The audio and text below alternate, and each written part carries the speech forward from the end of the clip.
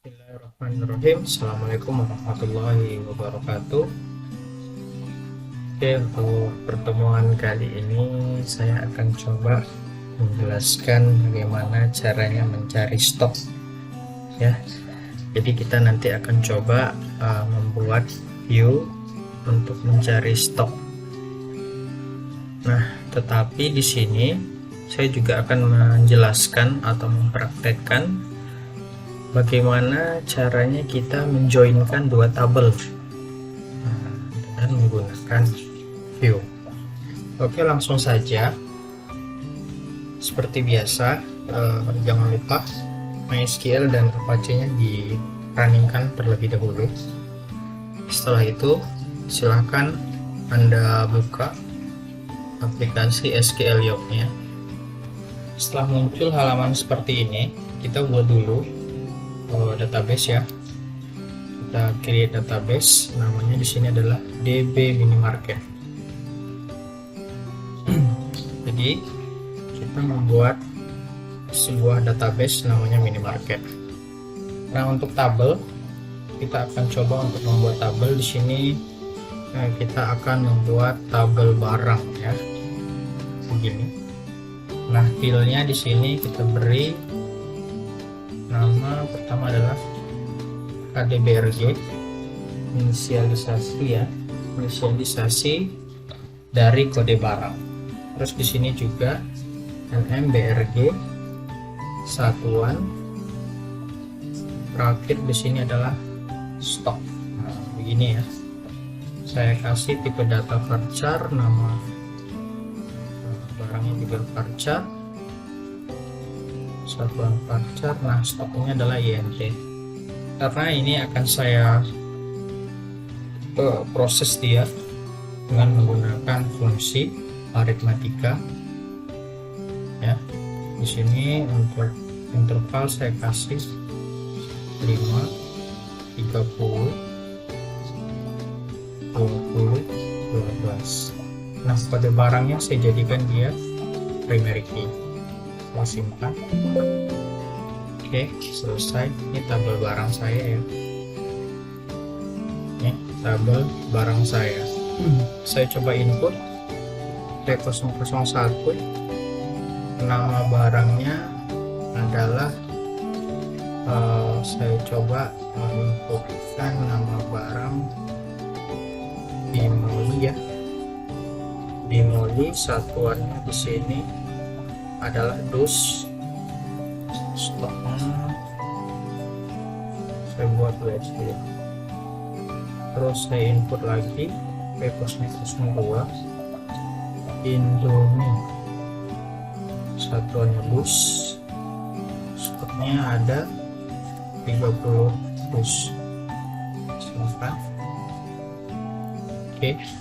Nah, jadi data sudah saya inputkan, ada dua buah data di dalam tabel barang. Ada Bimoli dan Indomie dengan satuan dus. Nah, masing-masing stoknya Bimoli ada 20, Indomie ada 30. Oke. Selanjutnya adalah tabel proses, di mana di sini saya akan meng-create sebuah tabel, yaitu tabel penjualan. Tabel penjualan. Di sini saya beri nama untuk field pertama adalah nomor resi, tanggal jual ya, kapan terjadinya penjualan. Sebenarnya di sini juga bisa saya tambahkan waktunya ya. Jadi ketika saya set nomor resi sebagai PK, saya bisa pakai N nomor resi, N tanggal jual, N waktu. Nah, jadi karena setiap aktivitas dia akan di set dengan waktu yang berbeda dalam proses penginputan data. Nah, di sini kode BRG sama ya dengan field yang ada di tabel barang. Terus ini jumlah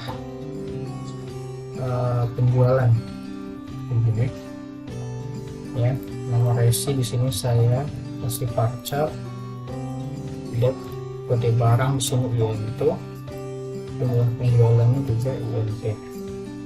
Nomor resinya 5, kode barangnya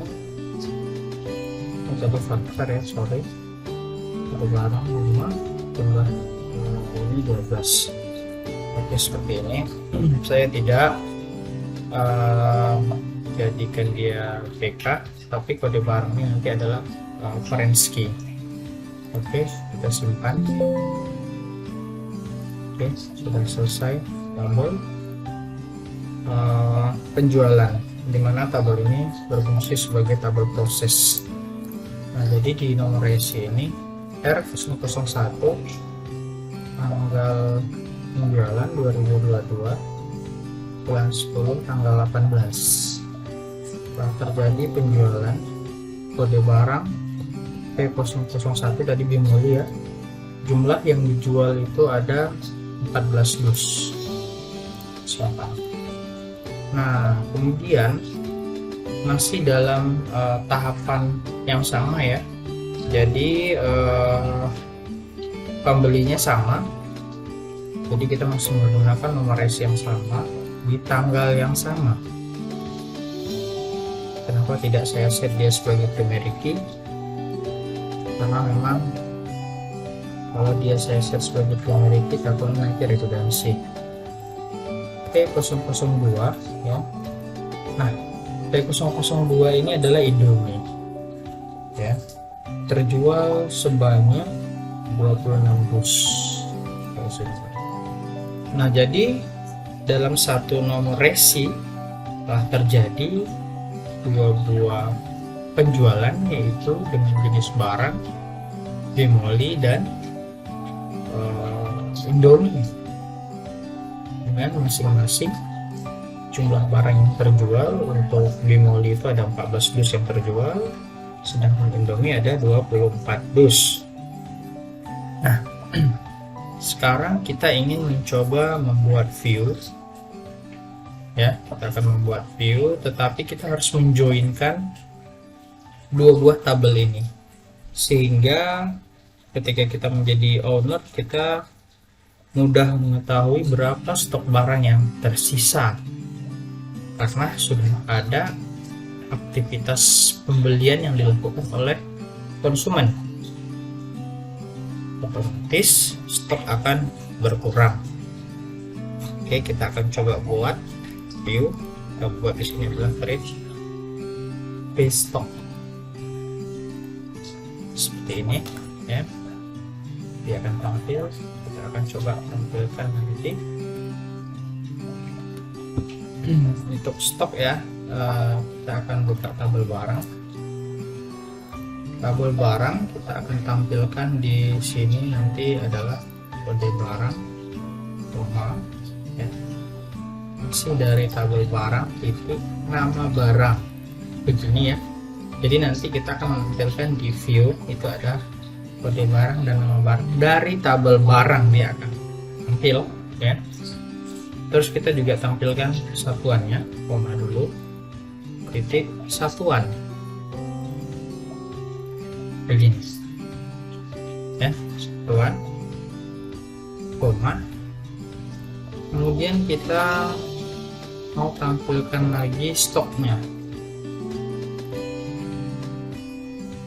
ya, dari tabel barang itu stok ke koma.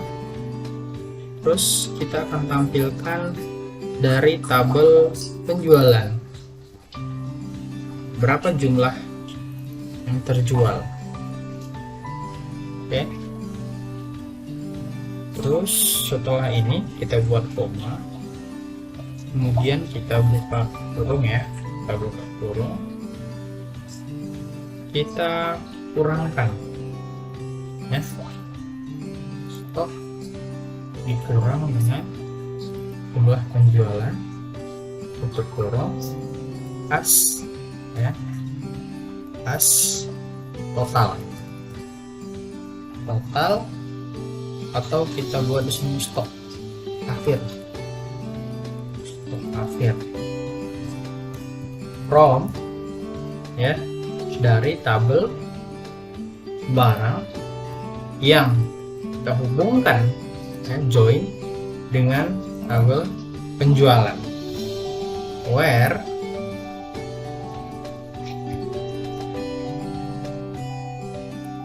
ya, di mana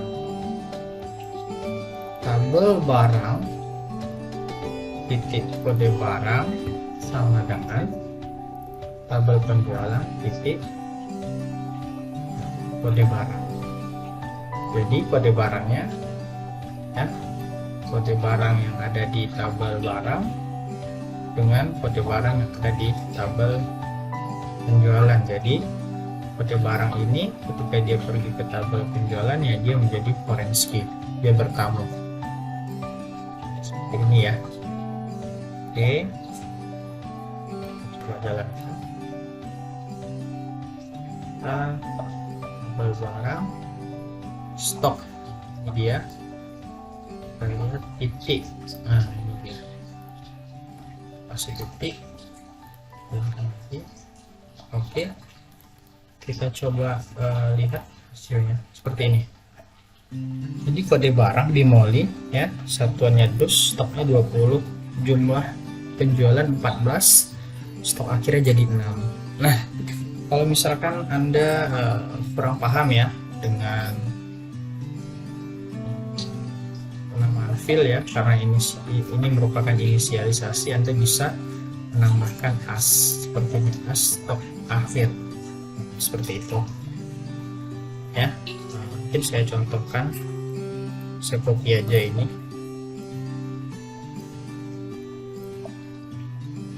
copy ya, kemudian kita drop dulu. Jadi saya nggak alter, kita drop viewnya. Oke,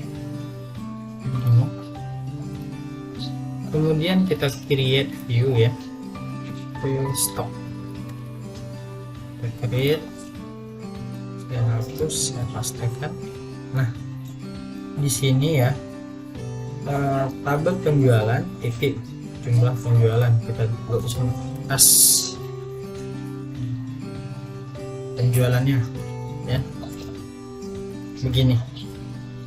Jadi dari CML penjualan ini yang akan muncul nanti di tabel adalah penjualan. Kita jalan. Oke, ini dia, kita lihat seperti ini ya. Jadi bimoli satuan dus, stoknya 20, penjualannya 14, stok akhirnya jadi 6. Nah, kalau misalkan dia berubah di dalam tabel penjualan, misalkan di sini 5, kita refresh, dan di sini adalah 12, kita refresh, kita akan lihat view stoknya berapa. Nah, dia mengupdate secara otomatis ya, bimoli plus stok 20, penjualannya 5, otomatis stok akhirnya 15. Nah, ini view ini akan mengupdate secara otomatis ketika terjadi perubahan di tabel penjualan. Jadi seperti itu ya.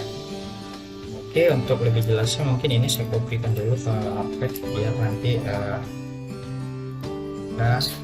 mudah mengetahuinya.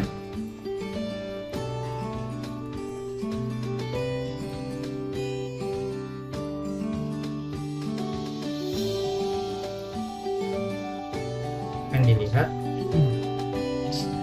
kita akan menampilkan dari tabel barang, yaitu kode barang, dari tabel barang nama barang, dari tabel barang satuan, dan dari tabel barang stok. Terus dari tabel penjualan berapa jumlah penjualannya, yang kemudian nanti untuk JML underscore penjualan ini akan kita rubah nama filenya yang akan muncul di tabel menjadi penjualan. Nah, di sini ada aktivitas pengurangan, yang mana stok nanti akan dikurangi dengan jumlah penjualan. Ini ya, ini nanti dari stok ya, dari stok dia akan mengurangi jumlah penjualan.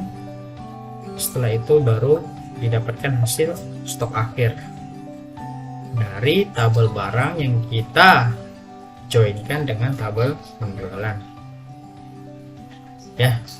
Mungkin seperti ini, silahkan dipahami, kemudian nanti boleh Anda cobakan. Nah, jadi nanti ketika Anda sudah mulai membuat program, Anda cukup menampilkan select ya, menselect v_stop ini di dalam tabel untuk melihat stok akhir. Nah ya, jadi Anda tidak perlu lagi membuat